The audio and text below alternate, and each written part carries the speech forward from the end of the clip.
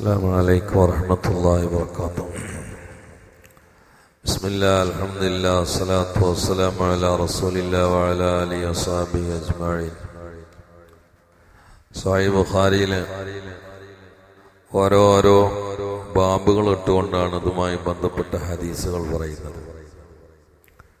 ഇനിയുള്ള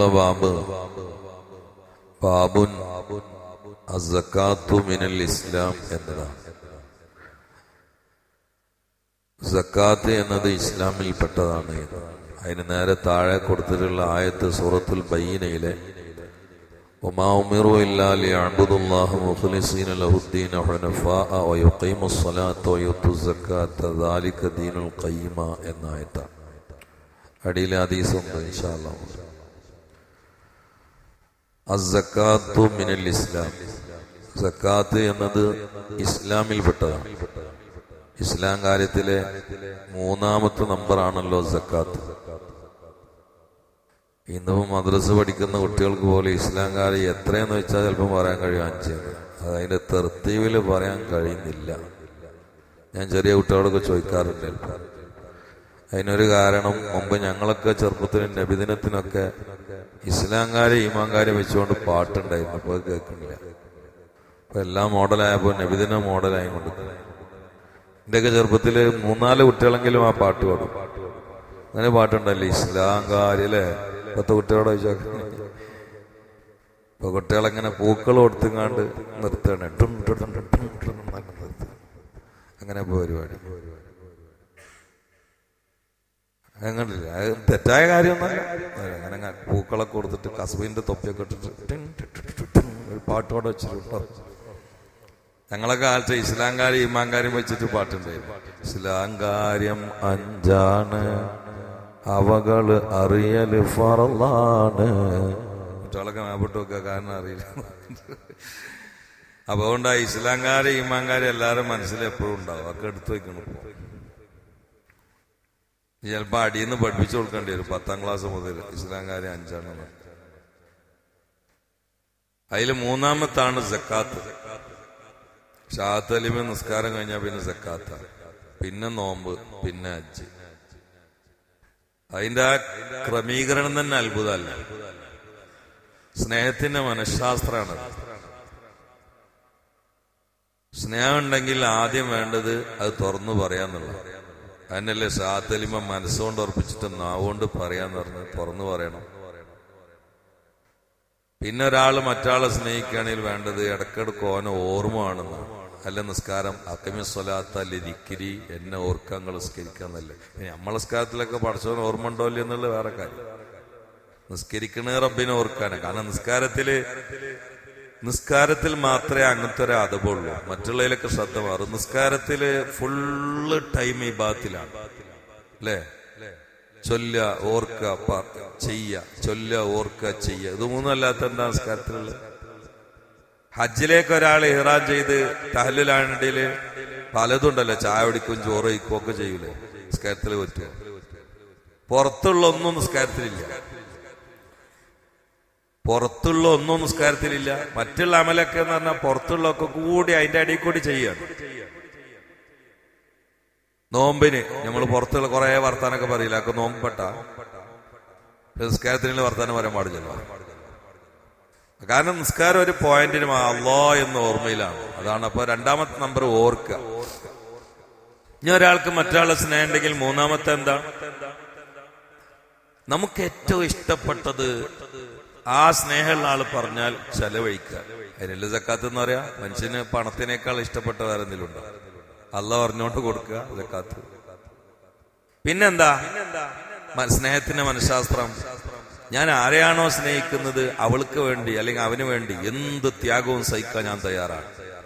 ഏത് ഉഷ്ണകാലത്തും 12 മണിക്കൂർ പള്ളക്ക് പട്ടിനൊടുത്ത് നടക്കില്ല. ഇത് പടച്ചോനെ സ്നേഹിച്ചിട്ടില്ലേ?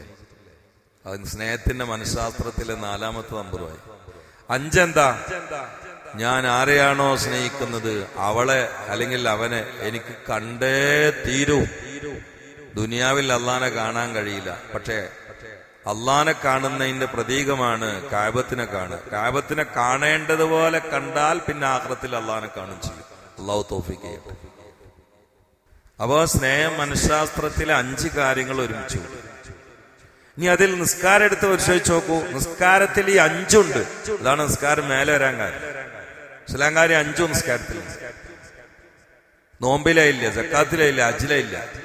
പക്ഷെ ഇസ്ലാം കാര്യം 5 നിസ്കാരത്തിലുണ്ട്. എന്താ 5? ഒന്ന് ഷഹാദത്ത് കലിമ മനസ്സിൽ അറിഞ്ഞ് നാവുകൊണ്ട് പറയാം. നിസ്കാരത്തിൽ ഷഹാദത്ത് കലിമ ഉണ്ടല്ലോ അത്തയ്യാത്തില്. ഈ ഷഹാദത്ത് കലിമയിൽ വിശ്വസിക്കുന്ന നിസ്കരിച്ചിട്ടല്ലേ കാര്യമുള്ളൂ. അപ്പൊ 1 ഉണ്ട്. 2 നിസ്കാരം ഇവിടെ നടക്കുന്നുണ്ടല്ലോ. 3 സക്കാത്ത്. മനുഷ്യന്റെ മുമ്പിൽ ഏറ്റവും വലിയ സമ്പത്ത് ദീനാറും ദിർഹമല്ല, സമയമാണ്. പൈസ കൊടുത്തിട്ട് സമയം വാങ്ങൂലേ നമ്മള്?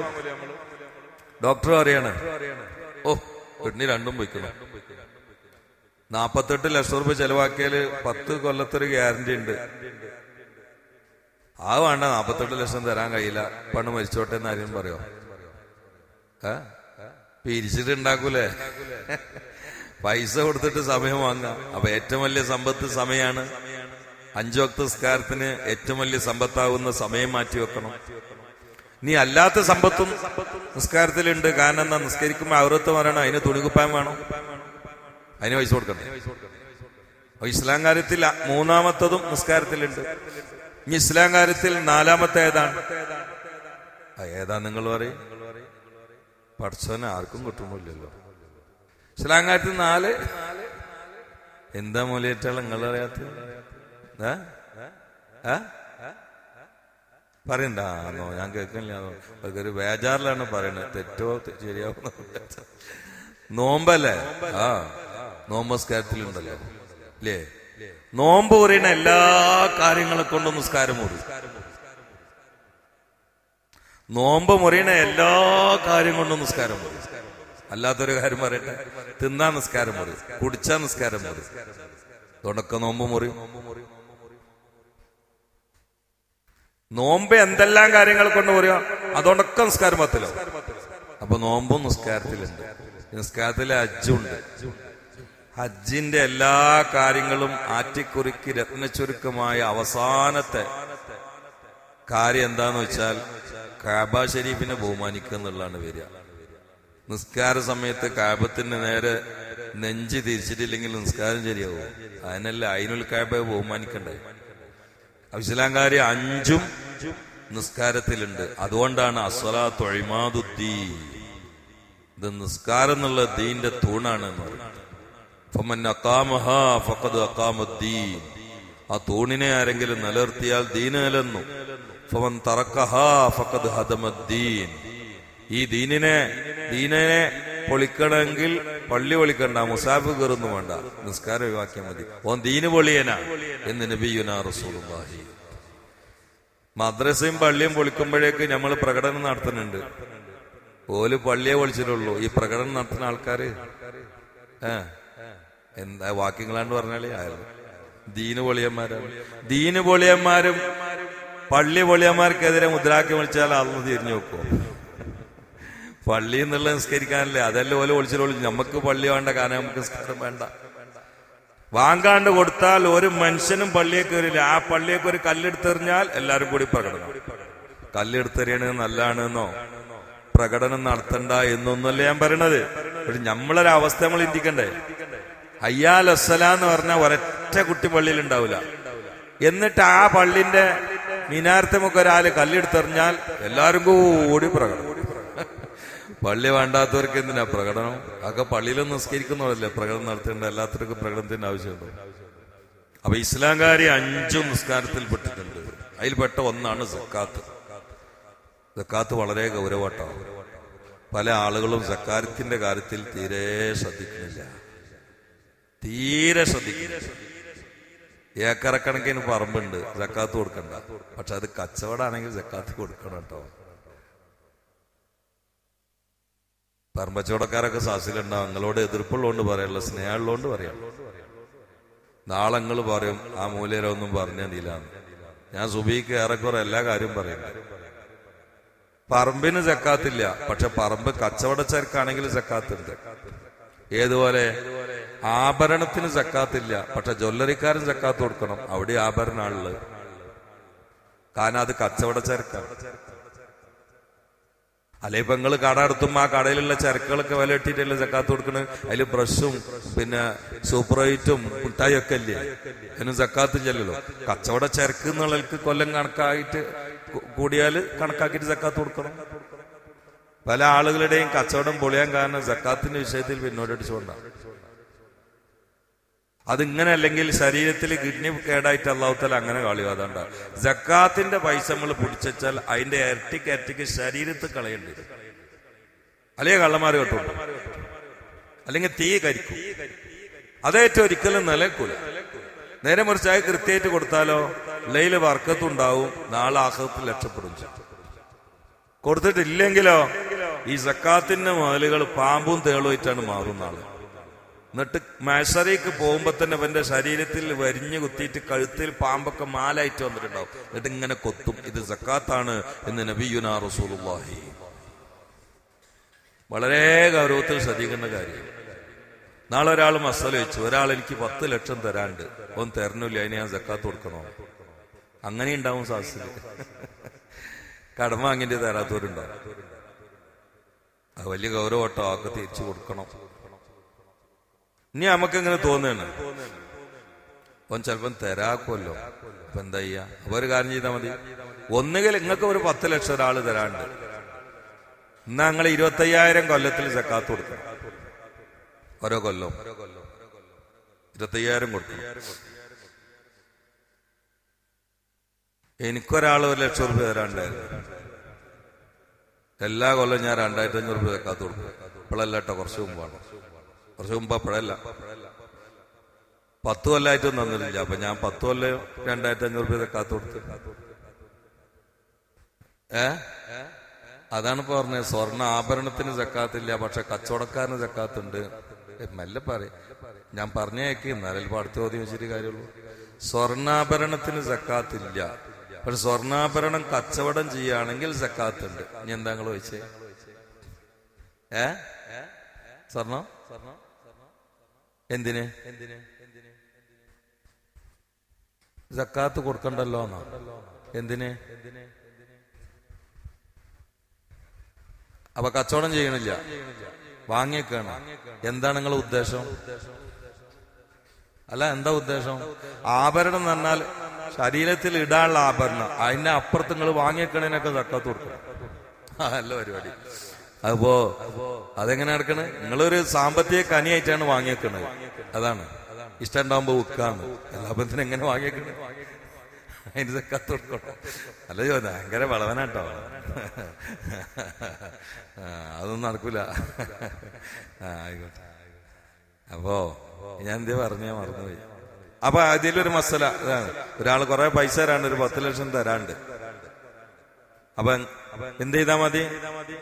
അയാള് 10 കൊല്ലം കഴിഞ്ഞിട്ടാണ് തരണമെങ്കിൽ ആ 10 കൊല്ലത്തിന് സക്കാത്ത് കൊടുക്കണം. കിട്ടിയാല് ആ തന്ന കൊല്ലത്തെ കൊടുത്താ പോരാ. ഇന്ത്യാമിനെ പൊരുത്തപ്പെട്ടു കൊടുത്താൽ കിട്ടൂല എന്നുണ്ടപ്പോ.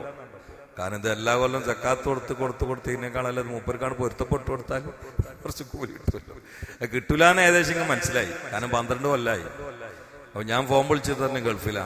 ആ പൈസ ഇനി തരണ്ടാറ്. ഞാൻ പൊരുത്തപ്പെട്ടു.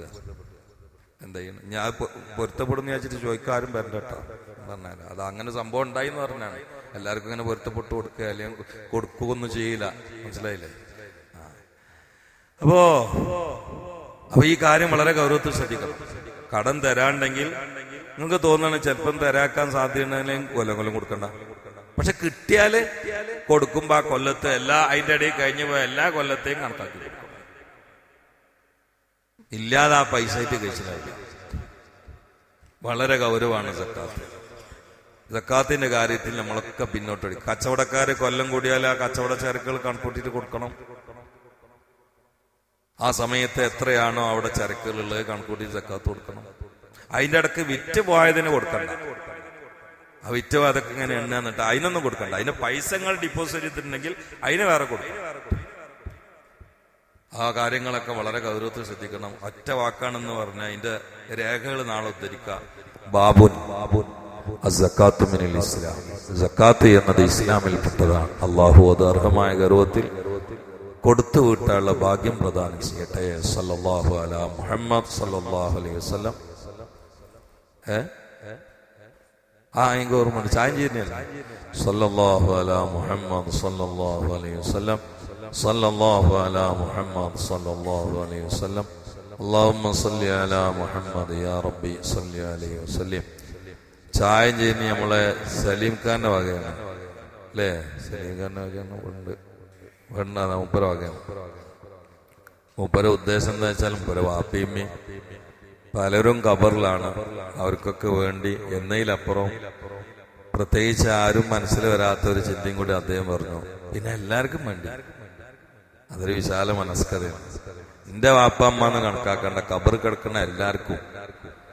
അതാണ് ഖുർആന്റെ ആഹ്വാനം. റബ്ബനാ ഉഗ്ഫിർ ലനാ വലിഇഖ്വാനിനല്ലദീന സബഖൂനാ ബിൽ ഈമാൻ വലാ തജ്അൽ ഫീ ഖുലൂബിനാ ഗില്ലൽ ലില്ലദീന ആമനൂ റബ്ബനാ ഇന്നക റഊഫുർ റഹീം. അത് തന്നെയാണ് ഖുർആൻ. മരിച്ചവർക്ക് വേണ്ടി ദ്വാരക്കണ്ടെന്ന് പറയുന്നവരൊന്നും ഈ ആയത്ത് ഓതാൻ പാടില്ല. ഇത് മരിച്ചവർക്ക് വേണ്ടിയിട്ടുള്ള ദ്വാര. ഇത് ആയത്താണ്, ഹദീസല്ല. ആയത്താണ്. ഹദീസാണെങ്കിൽ ലൈഫാണോ സഹി ആണോ എന്ന് പരിശോധിക്കാം. ആയത്ത് ലൈഫാണോ സഹിയോ എന്ന് പരിശോധിക്കാൻ പാടില്ല. ആയത്തൊക്കെ ശരിയല്ലേ? ഇത് മരിച്ചവർക്ക് വേണ്ടിയിട്ടുള്ള ദ്വാര. റബ്ബന, ഞങ്ങളുടെ പടച്ചവനെ രക്ഷിതാവ്, ഇഗ്ഫിർ ലനാ, ഞങ്ങൾക്ക് പുറത്തുണ്ടോ, തീർന്നില്ല, വലിഇഖ്വാനില്ലദീന സബഖൂനാ ബിൽ ഈമാൻ, ഞങ്ങൾക്ക് മുമ്പ് ഈമാനോടെ മരിച്ചുപോയ ആൾക്കാർക്കും നീ പുറത്തു കൊടുക്കണേന്ന്. മരിച്ചവർക്ക് വേണ്ടിയുള്ള ദ്വാ അല്ലത്. ജീവിച്ചിരിക്കുന്ന ആളുകളുടെ ദ്വാ മരിച്ചവർക്ക് കിട്ടൂലെങ്കിൽ ഈ ആയത്തിനാ അള്ളാഹ് ഇറക്കിയത്? പിന്നെ മയ്യിത്ത് നിസ്കരിക്കണേൽ എന്താ അർത്ഥമുള്ളത്? മരിച്ചവർക്ക് വേണ്ടി ഫാത്തി ഓതിയാ കൂലി കിട്ടൂലെങ്കിൽ മയ്യിത്ത് നിസ്കാരത്തിൽ ആദ്യം ഫാത്തി അല്ലേ? മരിച്ചവർക്ക് വേണ്ടിയിട്ട് സലാത്തല്ല കൂലി കിട്ടൂലെങ്കിൽ മയ്യിത്ത് നിസ്കാരത്തിൽ രണ്ടാമത്തെ തക്ബീർ സലാത്തല്ലേ? മരിച്ചവർക്ക് വേണ്ടി ദ്വാരന കൂലി കിട്ടില്ലെങ്കിൽ മയ്യിത്ത് നിസ്കാരത്തിൽ മൂന്നാമത്തെ തക്ബീറിന് ശേഷം മരിച്ചവർക്ക് വേണ്ടിയുള്ള ദ്വാ അല്ലേ? അപ്പൊ കിട്ടും ഇൻഷാ അല്ലാഹ്. മുസ്തഫ നബിന്റെ അടുത്ത് വന്നിട്ട് ഒരു സഹാബി ചോദിച്ചു, എന്റെ അമ്മ മരിച്ചുപോയി, ഞാൻ എന്തെങ്കിലും ചെയ്താൽ അവൾക്ക് കൂലി കിട്ടുമെന്ന് ചോദിച്ചു. കിട്ടാതേന്ന് പറഞ്ഞു. അയാൾ ഉടനെ ഒരു കിണർ ഒഴിച്ച് യാത്രക്കാർക്ക് വെള്ളം കുടിക്കാൻ, ആ വെള്ളം കുടിക്കണതിന്റെ കൂലി ഉമ്മാക്ക് കിട്ടാൻ അദ്ദേഹം കിണർ ഒഴിച്ചു കൊടുത്തു എന്ന് ഹദീസിൽ കാണാം. അതുകൊണ്ട് മരിച്ച ആളുകളെ നമ്മൾ ഒരിക്കലും മറക്കരുത്. അതിപ്പോ അദ്ദേഹം പറഞ്ഞല്ലോ, എന്റെ ഉമ്മാക്കും ഉപ്പാക്കും മാത്രക്കല്ല, എല്ലാവർക്കും ആയിക്കോട്ടെ എന്ന്. അതുകൊണ്ട് ഉമ്മാക്കും ഉപ്പാക്കും കിട്ടുന്ന കുറയില്ല. നമുക്ക് അങ്ങനെ ഒരു ഓരിച്ചാൽ കുറയോന്നുള്ള പേടിയുണ്ട്. അത് നമ്മള് മുന്തിരി ജ്യൂസ് ഓരി വെക്കണ കാര്യമല്ല, ചീനി ഓരി വെക്കണ കാര്യമല്ലല്ലോ പടച്ച് ഓരി വെക്കണ. ഇന്നാൾ ഒരാൾ എന്നോട് ചോദിച്ചു, എല്ലാവർക്കും കൂടി ആകുമ്പോ ഒരാൾക്കാകുമ്പോ ഒന്നായിട്ട് ജാമായിട്ട് കിട്ടുമല്ലോ, എല്ലാവർക്കും കൂടി ആകുമ്പോ ഇത്തിരി ഇത്തിരി അല്ലേ ഉണ്ടാവുള്ളൂ. അപ്പൊ ഞാൻ പറഞ്ഞ അല്ല, ഫോട്ടോ സ്റ്റാറ്റ് സംവിധാനമാണ്. നമ്മളെടുത്ത് അടിസ്ഥാന ഒരു കോപ്പി ഉണ്ട്. ഞാൻ അയിമെന്ന് 1,00,000 എടുത്താലും ആദ്യത്തെ കോപ്പിക്ക് എന്തെങ്കിലും കുഴപ്പമുണ്ടോ? അങ്ങനെ തന്നെ അല്ലേ? ഒരു 10 ലക്ഷം കോപ്പി എടുത്താലോ ഒരു കുഴപ്പമില്ല. അങ്ങനാണ്ട് കരുതിയാ പോരെ. ഫാത്തിഹന്റെ ഫോട്ടോ സ്റ്റാറ്റാണോ കൊടുക്കുന്നത്? അത് നല്ല ഉദാഹരണമാണ് പറഞ്ഞത്. അങ്ങനത്തെ ഉദാഹരണം കിട്ടിയാലല്ലേ നല്ല ഉദാഹരണം. അത് ചിന്തിച്ചാൽ മതി. അങ്ങനെയുണ്ടല്ലോ. അത് ഏതെങ്കിലും ഒരു പ്രശ്നം, ആദ്യത്തെ ഫോട്ടോ കോപ്പിക്ക് എന്തെങ്കിലും കുഴപ്പമുണ്ടോ? അതിന് എത്ര എടുക്കാം? എന്നാൽ അതിൽ നിന്ന് ഇടയ്ക്ക് കിട്ടിയവർക്ക് ഇവർക്ക് കൂടുതൽ കൊടുക്കുന്നവർക്ക് കുറവുണ്ടോ? ഒക്കെ ഓരോരുത്തർക്കും കിട്ടും. അതിനൊരു കുഴപ്പമില്ല. അങ്ങനെ തന്നെ ഞമ്മക്ക് തന്നെ ഇപ്പൊ എങ്ങനെ ചെയ്യാൻ പറ്റുമെങ്കിൽ പിന്നെ അള്ളാഹ് അതിന്റെ മേലെ ഇത് കൊടുക്കും. അപ്പൊ അതിന് കുഴപ്പമൊന്നുമില്ല. ഉമ്മക്കും ഉപ്പാക്കും അതിന് കുറച്ച് കൂടുതൽ അള്ളാഹ് കൊടുക്കും ഇൻഷാ അല്ലാഹ്. അള്ളാഹു തആല അവരുടെ ഉദ്ദേശം പോലെ നമ്മളെ പള്ളിയുടെ ചുറ്റുഭാഗത്തും ഉമ്മിനീങ്ങൾക്കൊക്കെ അവരുടെ ചായ സീനിന്റെ സ്വഭാവം, പ്രത്യേകിച്ച് അവരുടെ മാതാപിതാക്കൾക്ക് അള്ളാഹു എത്തിച്ചു കൊടുക്കട്ടെ. അൽഹംദുലില്ലാഹി റബ്ബിൽ ആലമീൻ. അല്ലാഹുമ്മ സ്വല്ലി അലാ സയ്യിദിനാ മുഹമ്മദിൻ വഅലാ ആലി സയ്യിദിനാ വമൗലാനാ മുഹമ്മദ്. പടച്ചോനെ, ഞങ്ങളിൽ നിന്ന് നീ കബൂലാക്കണേ അല്ലാഹ്. അല്ലാഹുവേ, ഞങ്ങളുടെ പകൽ പ്രാരംഭം ഈ പ്രഭാതം ഇൽമ കൊണ്ടാണ്. അതിനെ വെറുതാക്കല്ലേ അല്ലാഹ്. അല്ലാഹു വെറുതാക്കല്ലേ അല്ലാഹ്. ജമാഅത്തിന് പള്ളിയിൽ പങ്കെടുത്ത് പിന്നെ ഹദീസിന്റെ ക്ലാസ്സിലിരിക്കുന്ന ഒരാളെയും നീ നരകത്തിലിട്ട് കരിക്കല്ല അല്ലാഹ്. അല്ലാഹുവേ, ഞങ്ങളെല്ലാം നീ സ്വർഗത്തിൽ കൂട്ടാളികളാക്കി തരണേ അല്ലാഹ്. ഇതൊക്കെ അവിടെ വെച്ചുകൊണ്ട് പറഞ്ഞ് രസിക്കാനും സുഖിക്കാനും അവസരം നൽകണേ അല്ലാഹ്. സ്വർഗത്തിലേക്കുള്ള റൂട്ട് മാപ്പിൽ ഗതാഗത ഒരുക്കുണ്ടാക്കല്ല അല്ലാഹ്. അല്ലാഹുവേ, ഞങ്ങളെ നീ നന്നാക്കി തരണേ അല്ലാഹ്. ദുആക്ക് ഇജാബത്തുള്ള ആളുകളിൽ പെടുത്തണേ അല്ലാഹ്. ഇവിടുന്ന് പലതിനും ദ്വാരന്നിട്ട് നീ ഉത്തരം നൽകിയിട്ടുണ്ട്. ഒരിക്കൽ ബാവാക്കാന്റെ അമ്മായിമ്മ അർജന്റായിട്ട് വളരെ സീരിയസ് ആണെന്ന് ദ്വാരുന്നു. അന്ന് തന്നെ ഐസിന്ന് പുറത്തു കൊടുന്നു. ഇവിടെ പഠിക്കുന്ന ഒരു കുട്ടി, ആ കുട്ടിന്റെ പെങ്ങൾക്ക് വളരെ സീരിയസ് ആണെന്ന് പറഞ്ഞ് നമ്മൾ ദ്വാരുന്നു. പിറ്റേന്ന് തന്നെ ആശുപത്രിയിൽ നിന്ന് പുറത്തു വന്നു. ഇപ്പൊ വീട്ടിലാണുള്ളത്. നിങ്ങളെല്ലാരെയും ആമീനാണ്. പിന്നെ ചിലതൊക്കെ അള്ളാഹു തആല ഭിന്നിക്കണുണ്ടാവും. നമുക്ക് അതിന്റെ രഹസ്യങ്ങൾ അറിയില്ല. അങ്ങനെ ചിലതുണ്ടാവും. എല്ലാം കൂടി നമ്മൾ ഉദ്ദേശിച്ച പോലെ കിട്ടിക്കൊള്ളുന്നില്ല. എന്നാലും അള്ളാഹുവെ, ഞങ്ങൾക്ക് ഈ സദസ്സ് കൊണ്ട് നീ ഇസ്സത്ത് നൽകണേ അള്ളാഹ്. രണ്ട് ലോകത്തും ഞങ്ങൾക്ക് ഈ സദസ്സ് കൊണ്ട് പ്രതാപം നൽകണേ അള്ളാഹ്. കച്ചവടക്കാര്, മുത്താലിമീങ്ങൾ, കൂലിപ്പണിക്കാര്, പ്രവാസികൾ എല്ലാവരും ഉണ്ട്. എല്ലാവർക്കും ഹൈറും ബർക്കത്തും നൽകണേ അല്ലാ. സാസിൽ പങ്കെടുത്തു എന്ന കാരണത്താൽ ഓരോരുത്തരുടെയും കച്ചവടത്തിൽ അഭിവൃദ്ധി നൽകണേ അല്ലാ. അള്ളാഹുവെ, ഈ സദസ്സിലേക്ക് പുതിയ ആളുകളെ ഇതിന്റെ നന്മ അനുഭവിച്ചറിഞ്ഞുകൊണ്ട് ചേർക്കുന്നവരുണ്ട്. അവർക്ക് കൂലി ഏറ്റി കൊടുക്കണേ അല്ലാ. തണുപ്പ് സമയത്തും ചൂട് സമയത്തും വേർതിരിവില്ലാതെ മഴയത്ത് പോലും വരുന്ന ആളുകളുണ്ട്. അവർക്ക് നിനക്കറിയാം. അവർക്കും ഞങ്ങൾക്കും അള്ളാഹു ഇതിന് പകരമായി ദുനിയാവിലെ ആഖിറത്തിലും സമാധാനം ഇസ്സത്തും നൽകണേ അല്ലാ. പ്രത്യേകിച്ച് പരലോകത്ത് സ്വർഗം നൽകി അനുഗ്രഹിക്കണേ അല്ലാ. ബഹുമാനപ്പെട്ട സലീം ഖാന്റെ ഉദ്ദേശപ്രകാരം അദ്ദേഹം നൽകുന്ന ചീനിയുടെ സവാബ് അവരുടെ മാതാപിതാക്കൾ, ഞങ്ങളുടെ മാതാപിതാക്കൾ, പള്ളിയുടെ ചുറ്റുഭാഗത്ത് കിടക്കുന്നവർ എല്ലാവർക്കും എത്തിച്ചു കൊടുക്കണേ അല്ലാ. സദസ്സിൽ കടലിലും കരയിലും അധ്വാനിക്കുന്ന ആളുകളുണ്ട്. നിന്റെ വിഭവങ്ങൾ തുറന്നു കൊടുക്കണേ അല്ലാ. اللهم انصر أمة سيدنا محمد وارحم أمة سيدنا محمد تجاوز عن أمة سيدنا محمد اجعلنا من خيار أمته ومن محبيه واغفر لنا ولمن دفنوا حوالينا ولجميع المؤمنين والمؤمنات ربنا تقبل منا إنك أنت السميع العليم وتب علينا إنك أنت التواب الرحيم آمين برحمتك يا أرحم الراحمين. ഇന്ന് ഉച്ചക്ക് കുട്ടികൾക്കൊക്കെ ഭക്ഷണം കൊടുക്കും.